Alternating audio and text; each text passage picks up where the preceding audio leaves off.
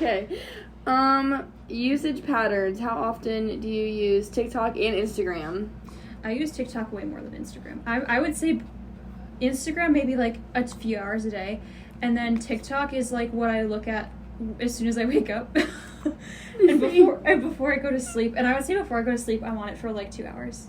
Okay. Which is really bad, but that's how I am. It puts me to bed. It puts me to sleep. Like I'll watch like relaxing videos and then I'll just pass out.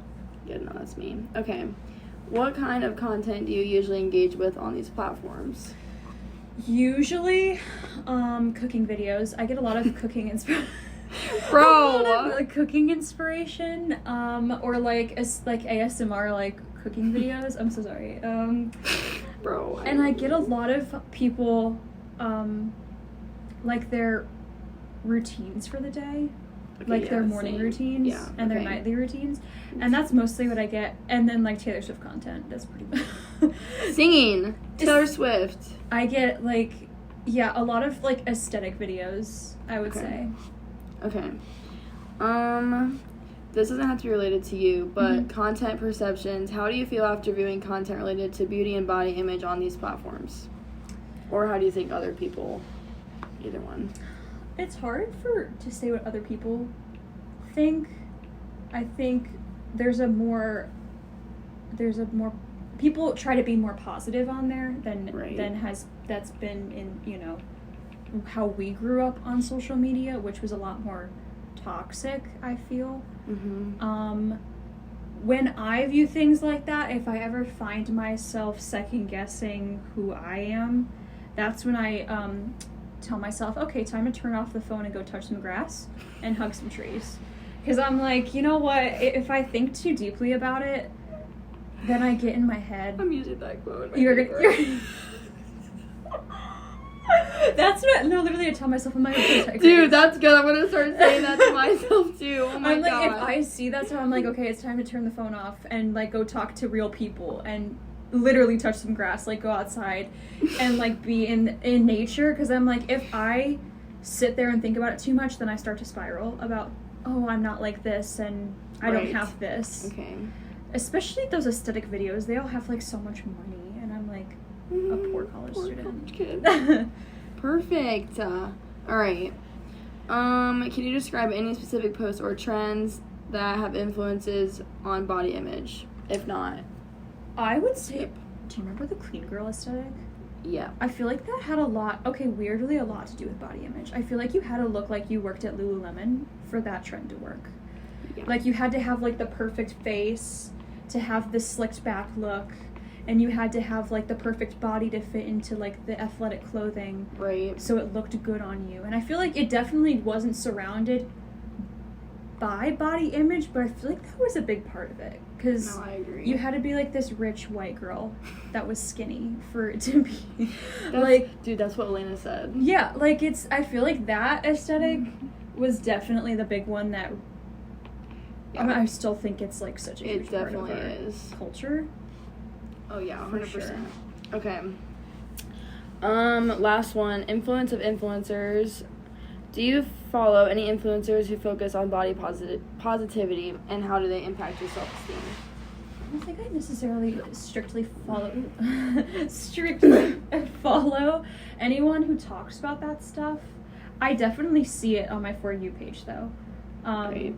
And when it pops up, I definitely watch it because I get curious. But it's definitely people who talk about, like, it's okay if you don't look like this, and if you don't fit these aesthetics. Everyone is different. You kind of have to just find what your vibe is. Right. That's mostly what I get. Okay. I don't really follow anyone, though. Okay, same. Have you ever felt pressured to look a certain way because of influencers on these platforms? Unfortunately, yes. Probably when I first got on TikTok, before I knew, I feel like TikTok exposed me a lot more to that than like Instagram did.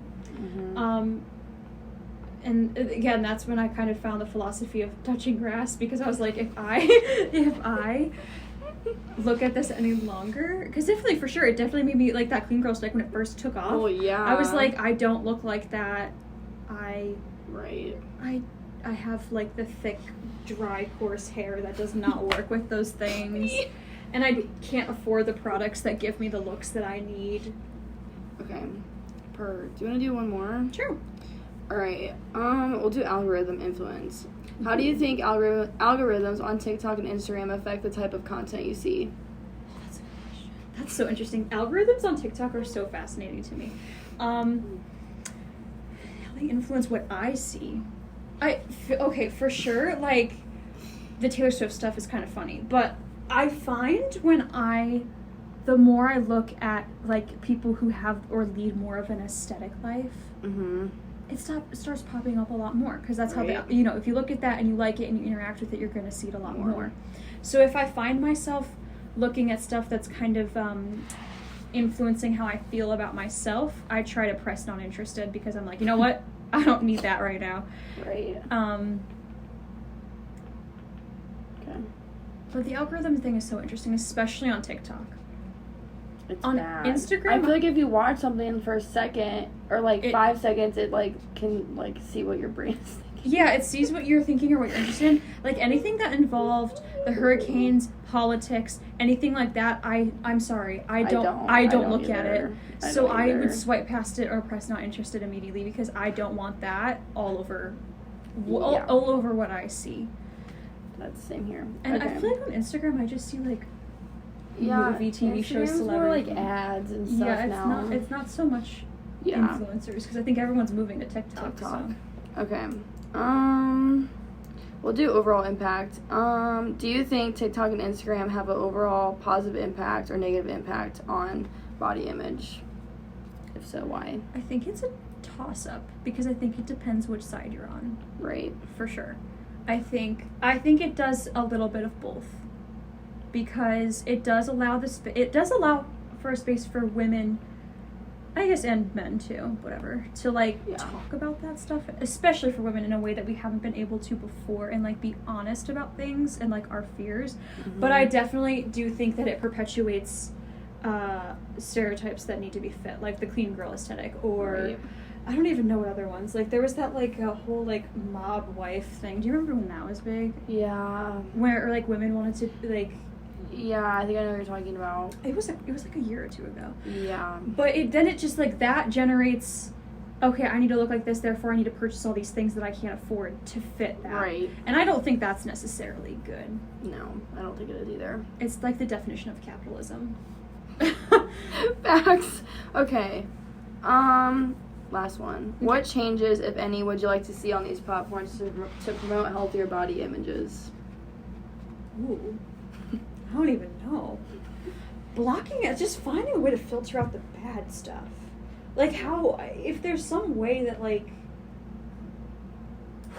there could be like regulations against what language is allowed to be used in a video. I think there already kind of is, but when it involves like changing your perception of like who you're supposed to be, I think that there should be regulations on that, if that makes sense. Yeah. But I don't even know if you could, because freedom of speech or whatnot, but yeah, I don't know. I don't even know. Okay. All right, that's it. Thanks, Pookie Bear.